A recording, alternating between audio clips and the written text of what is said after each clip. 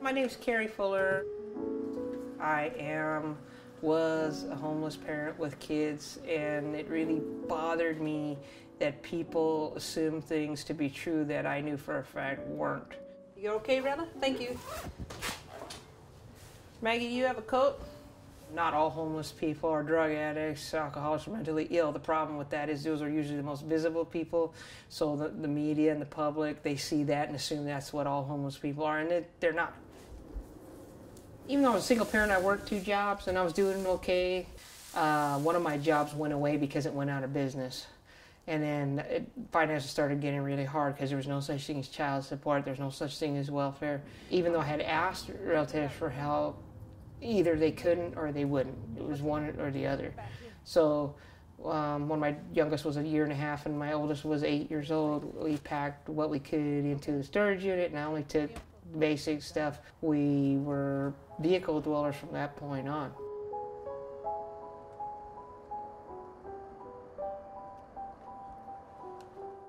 I would put her duffel bag right here to give extra space, and then she would lay her sleeping bag here, and she would sleep here, and then I would put this seat back and scoot up, and I would sleep on this side.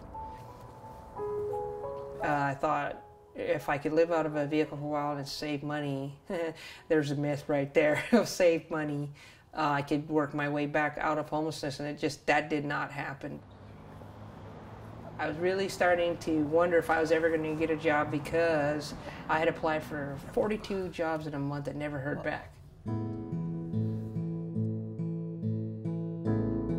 I had a basic cell phone, and I had a laptop because I had gotten it when I was taking classes through Colorado Technical University online, so I still had it.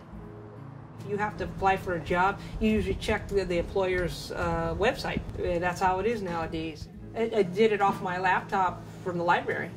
I haven't changed my ID yet, but I have proof that we are residents of Federal Way, so I have an address.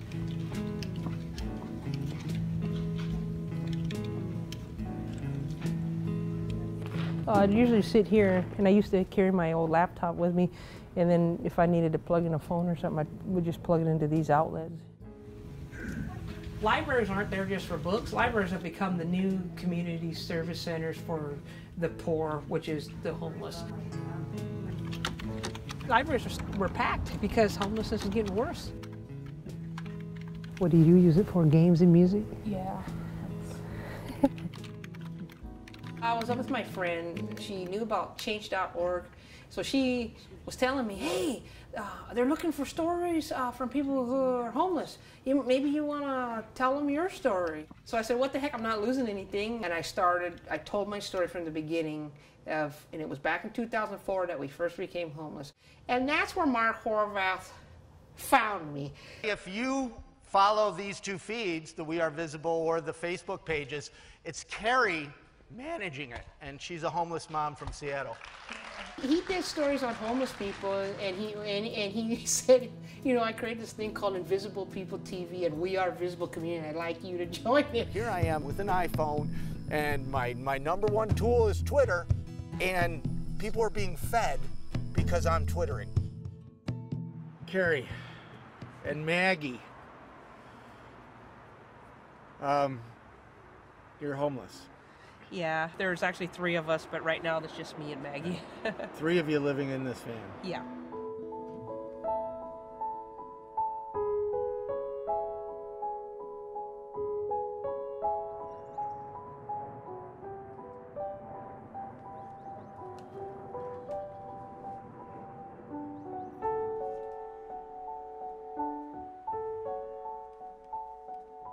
Every time I got stuck, it was my online community that came to the rescue. Carey has posted that due to an injury, she was not able to work as much as needed to make rent next month. She's $400 short. Can anyone else help out?